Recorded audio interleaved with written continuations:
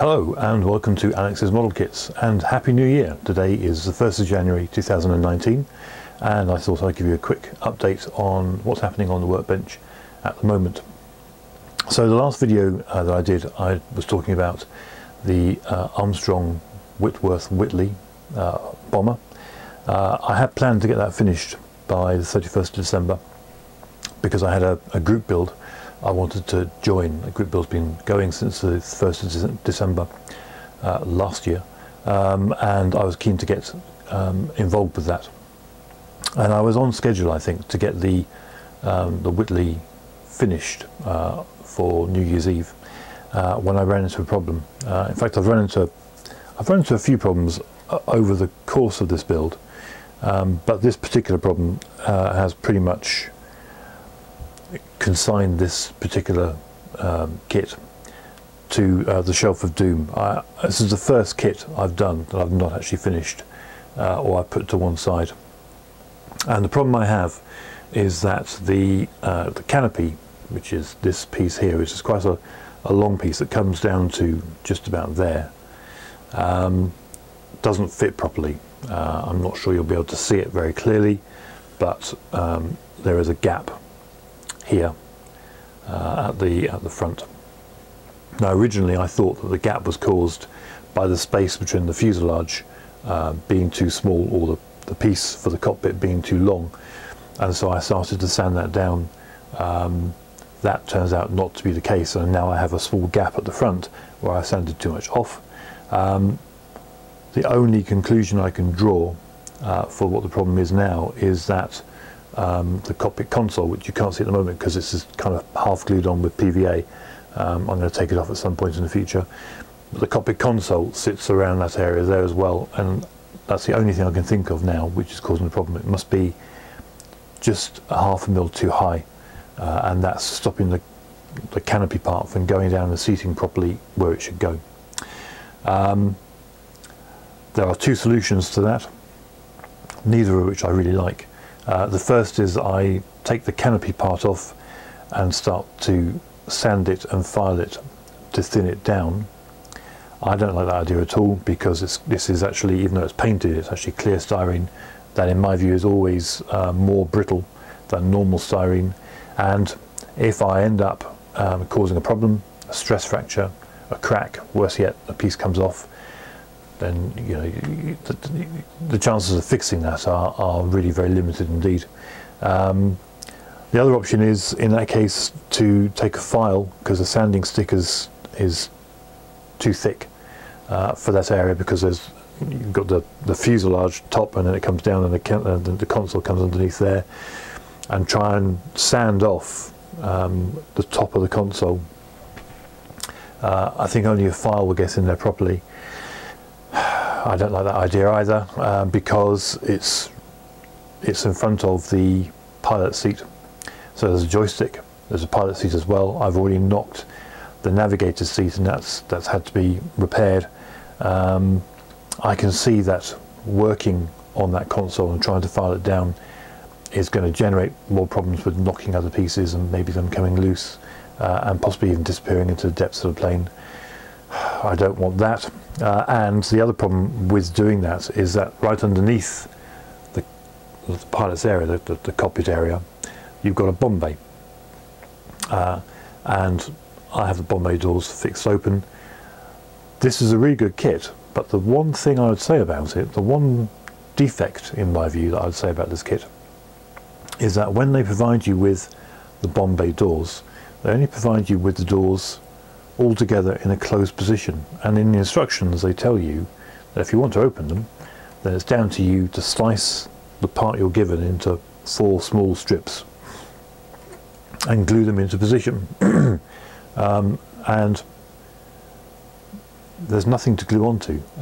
Part of the problem I had was that the bomb bay is actually a fraction longer than the part you're given, so that doesn't help. But ultimately those 2 central doors are only glued from the tiniest surface area.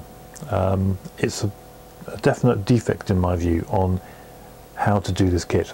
I really want the bomb bays to be shown open, In all the bombers I've done so far, where I can, I've shown them open, and so I wanted that the same. And so I know full well that if I go down the path of starting to work with a file in this area, I'm going to have to hold on to it, and my hand naturally runs past these bomb bay doors already. So I can see that I'm going to cause problems. In trying to fix the issue, I'm probably going to generate more problems in the future. They could be fixed, they could all be done at some point, but the problem is, in the background, the clock is ticking for the group build, and I really want to get on with it.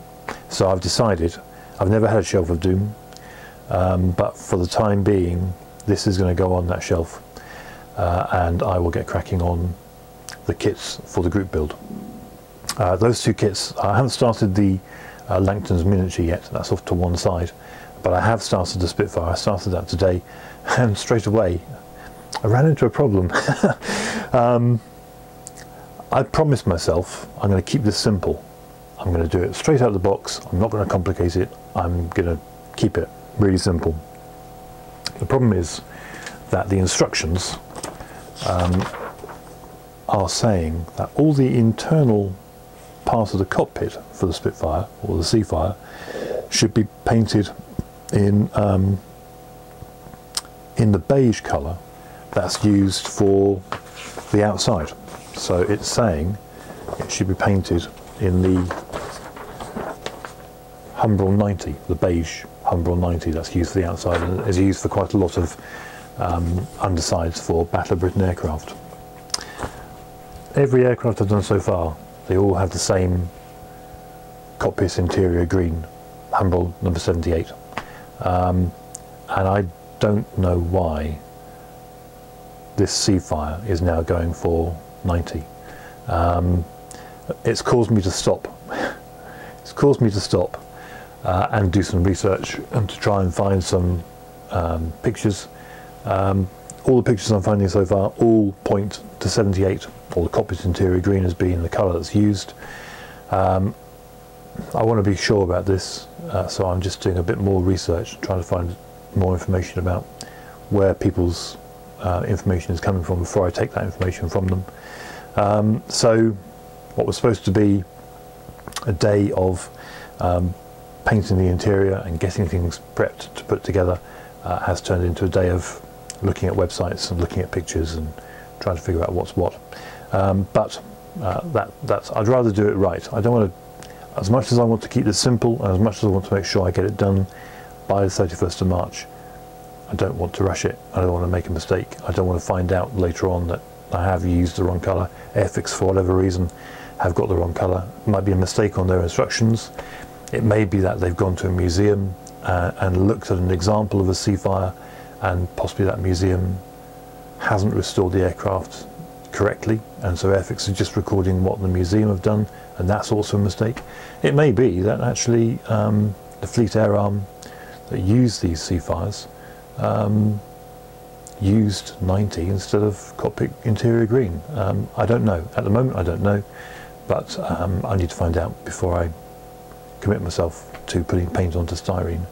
So that's the current situation at the moment. Yeah, that's the current situation at the moment. So a bit frustrating with the Whitley. I really thought I was definitely on target to get that done and finished by yesterday, but like I say, shelf of Doom time. I'm not a big fan of shelves of Doom. I've seen too many model makers on YouTube who put a kit to one side with the best of intentions to come back to it in, you know, maybe a couple of weeks or a couple of months, and you know, 3 or 4 years later it's still there, still collecting dust and not getting very far. And I don't really want that. I don't want to have lots of half-built or unfinished kits kicking about. So this is going to be the only one for the shelf of Doom at the moment. I don't really know what I'm going to do about it. I can't make up my mind. There is a part of me, there are other problems with this kit. My problems, not the kit's problems. These are problems that I've made for myself, and I think the process I use, which is to paint as much as I can before putting it together. That's always worked on older kits, but I think with this new tooling, for whatever reason, that has not worked, and I've generated a lot of issues, or just found things that haven't been as they should be. So the tailplane, for example, the starboard tailplane has drooped, it's at an angle. Now when I glued it, everything was put together, they were definitely level, and at some point, I don't know when, the tailplane has drooped, which is frustrating, and I spotted it a couple of days ago and thought, oh well, I can't change that without really doing a lot of extra work and pulling it apart. But I was prepared to accept that. There are a few gaps here and there that I'm not entirely happy with. I thought I could work around. I think I've just not done this kit justice, and that annoys me.